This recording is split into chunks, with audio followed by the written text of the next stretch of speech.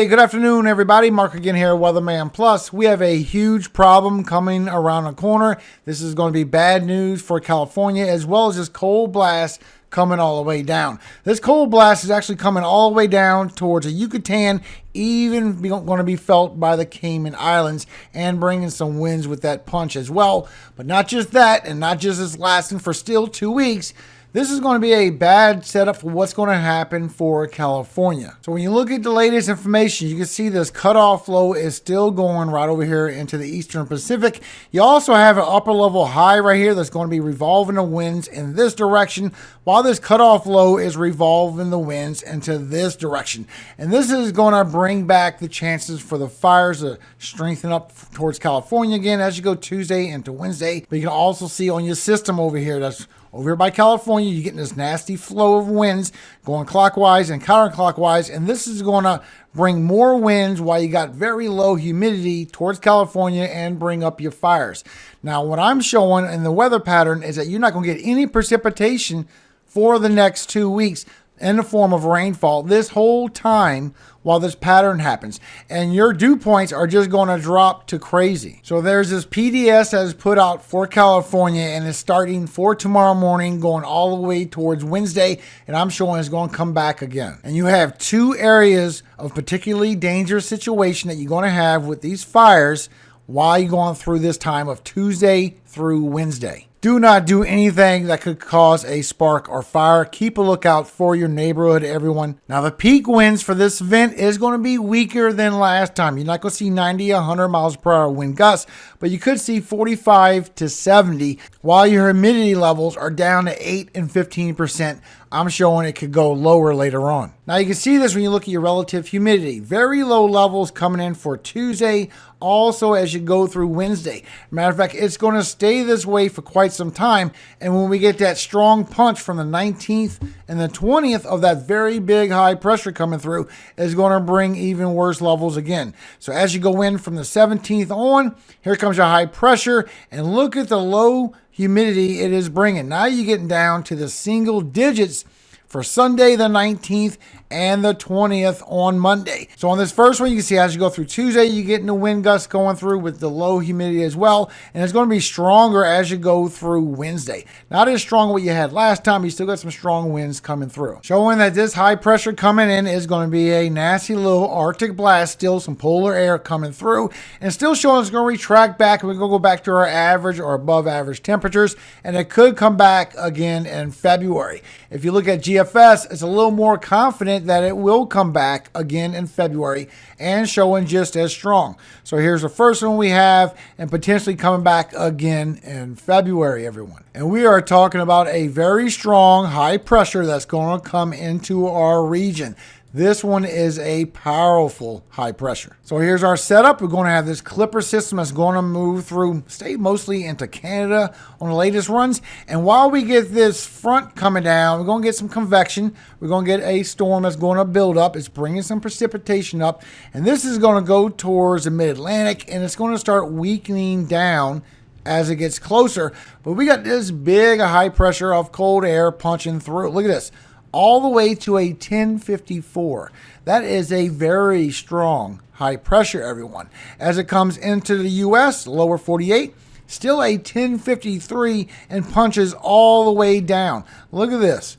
A very powerful high pressure punching all the way down towards the Yucatan and feeling it by the Caymans as well. A big high pressure of very cold air, and it's going to be multiple rounds, one after another, and potentially at the end of the month, potentially another. So you still have the cold air moving through for the rest of this week. You can still see you have a little patch of that polar air tied in there. As you get the cold air, the bad wind chills for the rest of this week, and once you get to Friday and Saturday, here it comes, all the way from the 17th. This is bringing that polar air, but look how spread out it all is. Look at this. And it's going to get worse. I want to show you something at the end of this run. Look at this. All this polar air, very cold. All this is negative temperatures and very bad wind chills pushing through from the 17th through the 20th and out through the northeast all the way to the 22nd. While you still have Arctic air down here, this still could bring some freezing conditions. And look how it comes in again for that second dip for next weekend. So there's going to be the two dips coming through. That's why you got that shot of the East Coast with the below average temperatures, and maybe come down again. Look how loose all this polar air is, everyone. This is a lot. And the pattern is going to be strong. So look at this. This is your precipitable water. And you see how you have no precipitation over here towards the southwest, and it's going to stay that way for quite some time. You're even going to see a brighter gray, which means there's no way anything is in the atmosphere in the form of precipitation. But at the same time, we're going to get this tropical moisture that's going to go through the Caribbean and get pulled out by the front across Florida and the southeast. But look at the pattern. So you still got your one chance as it comes in for Friday. As that big high pressure comes on down, you still got the precipitable water, you got precipitation in the atmosphere, and you get some convection along that front. Very weak system from what I can see. And as that punches down, that is your best chance to get that southern snow or ice storm. While this atmosphere literally has no precipitation in it. Look at this. This is a bright gray right there. I've never seen it that bright before. Usually we would see the browns. This is wild. And we got to watch out for this way this is going in the Caribbean. A lot of this precipitation is getting pulled into this direction. And believe it or not, these fronts create convection, and we got to watch out for a potential weak system forming that would help bring storms to the U.S. And you can see that it's bringing all this precipitation into the Caribbean, into the Gulf, right out along the front right there. But look over here. And I'm looking for 2 weeks, everyone. This is past 10 days.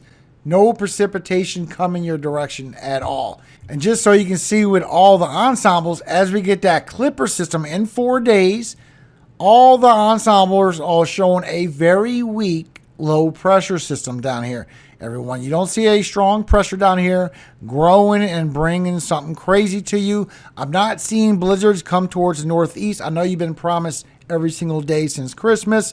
I'm still not seeing that coming. It's looking like a very weak system that's going to push through while all this high pressure comes on down with all that cold air. So look at this. As you get in that clipper coming through, showing it's going to stay northern into Canada as you go by Friday. Then you get that high pressure punching on down, bringing some snow towards the Rocky Mountains. According to the Euro, it might bring up a little bit of precipitation over towards Ohio and the interior northeast, bring a little bit of snowfall as you go through Saturday. Now, while that clipper comes across and you get that snowfall, some for Indiana, Ohio, the interior northeast, as this big high pressure, strong high pressure continuously pushes to the south, you get a lot of snowfall in the Rocky Mountains. You get that precipitation coming up because of that pattern, bringing all that towards the southeast. And this is where you get that weaker low pressure that tries to form up right offshore, but a couple of them get a chance to form. Now, right with the Euro, it shows right on Monday on the 20th. It goes a little higher towards New England, where you're getting most of the snowfall, also towards the northeast, towards Pennsylvania. All this lighter blue is a very light amount of snow, everyone. But you see how it shows a weaker system going towards the northeast. And the whole time, this high pressure of cold air has been punching all the way south, even for your highs. So let's go back to Friday, and as we go in for Saturday, and you get the chance for that snowfall from that clipper pulling up a little bit. Look how you go towards the afternoon for Saturday, and you still have this freezing line, this 540 right here, still persisting straight south. There's no bob. It's still going down for Sunday's high pressure all the way for Mondays. Just bringing your lows and your highs, ridiculously freezing conditions, and there is no let go, at least until after the weekend. Then maybe as you go by Tuesday and Wednesday, you get a little warm anomaly over here for Texas, where everyone underneath this 540 stays frozen. And we're talking about 24 hours a day, everybody. Going all the way till next Friday, potentially a week-long event. Then maybe some storms after that. That's already way past 10 days. We can't even get the first 10 days right. But look at this. So you get that clipper coming through, you get the lake effect snow adding up, and you get some snow in the Rocky Mountains. That's pretty much what we can see from this. And you see how you get some for Ohio, the interior northeast, also for Michigan, the UP. And as that comes through with that system, a weak system. It don't bring across any of the snowfall with it, maybe an inch or two, and just adds up more maybe for the northeast, mostly interior. Now, here's the difference. GFS sees that you get more precipitation pulling up on that clipper that's going to be in Canada as you go from Friday into Saturday, and brings a little more than just Ohio in on the snowfall, maybe a little bit of Illinois, a little bit of Missouri, Ohio, West Virginia, and the interior Northeast. You see how everything's still too warm. There's going to be higher elevations, but look how still that all that pushes down towards the south, and maybe we still get that precipitation coming right along the Gulf Coast. We do have above average precipitation for that time. That don't mean you're going to get a storm for that time. That's for the whole outlook. But look, so far it's showing we could get that snowstorm right along the south as we go 8 to 9 days. So it's still too far to say it's a forecast. We will keep our eyes open to this, because when you look with the Canadian, that portion right there is kind of trending a little bit. Not really towards the Gulf, but it's seeing that the precipitation is coming up with this cold air from this strong high pressure and creating more snow, ice, or freezing rain along with that transition. But if you take a look just with the next 8 days with the Canadian, it's almost resembling what the Euro is seeing a little bit further to the west for the Great Lakes into the Indiana, and maybe a tail whip coming at the end. That's literally the end of the run. Look how much different GFS is than the Euro and the Canadian. Plus, the Canadian also sees a mixed side of freezing rain potentially. But if you go by the ensembles and just see your chance for just greater than 1 inch of snowfall for the next 10 days, everyone, you can see the Rocky Mountains getting snow. You can see over here for northern Indiana, Michigan, the UP. Also for Ohio, West Virginia, the interior Northeast, you got a 100% chance of getting an inch of snow.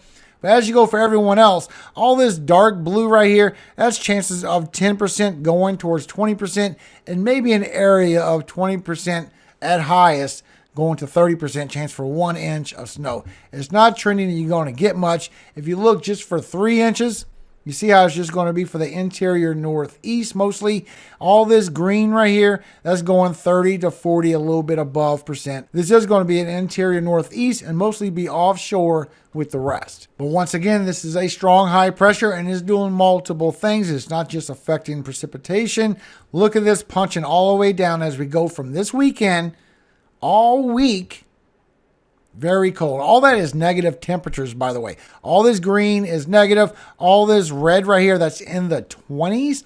So I can see some single digit, even teen temperature wind chills that can come towards the south. Not seeing your temperatures that low, but your wind chills as you go all the way to Tuesday on the 21st, going towards the eastern side, covering the whole lower 48, everyone. And this is going to last for about a week.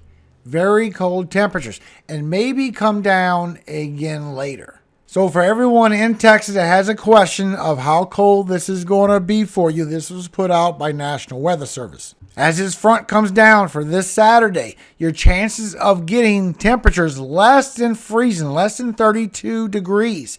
You can see your areas, the color that it stands for on this chart, and everyone's chances grows except for Galveston as you're going through the afternoon for Saturday and Sunday, especially as you go through Monday and Tuesday. Monday and Tuesday, the 20th and the 21st, is the best chance for you to get frozen conditions, definitely for Crockett, also for College Station, as you go through for Houston, and chances for Katy. And still showing is some ridiculous temperatures, everyone. So as you go through this weekend, as you go through Saturday, very cold temperatures in the morning. As you go through the day, it stays pretty much to the northern. This is your last chance before it comes down. So here you come down for Saturday night into Sunday morning. Very cold temperatures, and look for your highs. It stays there all through the day. And as you go through Monday, it goes even deeper, everybody. And look at the highs for Monday. It stays there, once again, 24 hours frozen. So here you go for Tuesday morning. Goes deeper again. And your highs for Tuesday stay frozen on the eastern side of the lower 48. It comes up a little bit for the south central, but this is where you get that second blast for the northern side of the lower 48 as you go through next week. As you go through Wednesday, it comes down again with freezing temperatures. And as you go through the evening, it retracts back for Wednesday. So it's a little different on the second one. You can see for Thursday as well. It comes down frozen, but it retracts back for the south. But still, the northern side, lower 48, will remain frozen. So remember, you still got the wind chills going for the rest of this week as you go through the Great Lakes, out through the northeast. Then we're going to get to freezing temperatures that's going to punch through for this weekend. Once we go through Friday and Saturday is where it really kicks down. Even your highs, it just keeps going down all the way until Monday. It does not stop, everybody. This is where you get a lot of bad wind chills. All the way towards the south, you could get all the way to single digits. And for your highs, it's going to retract back to where you're going to feel like teen temperatures, everybody. Now look at this. As it comes in for the rest of the week, this is where it starts shifting towards the east. But you stay in bad wind chills for at least a week. So for the south and the southeast, you're going to remain frozen even for your highs for the first few days starting on Saturday. For the northern side of the lower 48, you're going to remain frozen potentially 7 to 10 days. So here we are now, literally the calm before the storm. So thank you for your time, everybody. God bless every single one of you that helps share this information to another person. Take in your pets on this. This is going to be too cold. Your animals will not be able to be outside with this. Even the highs is going to be frozen, everybody. I'll see you again for tomorrow morning for an update. Before I go, Psalm 91, 1 through 4. I pray for protection for everyone that's going through something, especially what's going on in California. God bless every single one of y'all that endured some loss. I hope God restores you fully and helps you find peace. He that dwelleth in the secret place of the Most High shall abide under the shadow of the Almighty. I will say of the Lord, He is my refuge and my fortress, my God. In Him will I trust. Surely He shall deliver thee from the snare of the fowler and from the noisome pestilence. He shall cover thee with His feathers, and under His wings shalt thou trust. His truth shall be thy shield and buckler. Amen. There's a whole lot going on, everyone, and this big high pressure is about to do a lot of things. Not only block all this precipitation towards California, just make everything in the atmosphere dry and just unbearable. It's going to be very cold. Even your highs are going to continue to stay frozen or negative temperatures. Please get ready for this. This is not a joke. This is not hype. This is not fear-mongering. This is the truth. All glory does go to God, our Father in heaven, Yahweh. And I always hope He keeps you safe every single day of your life and forever. Amen. Hallelujah. Amen. Be safe, everybody. Prepare the best way you can. This is starting on Saturday.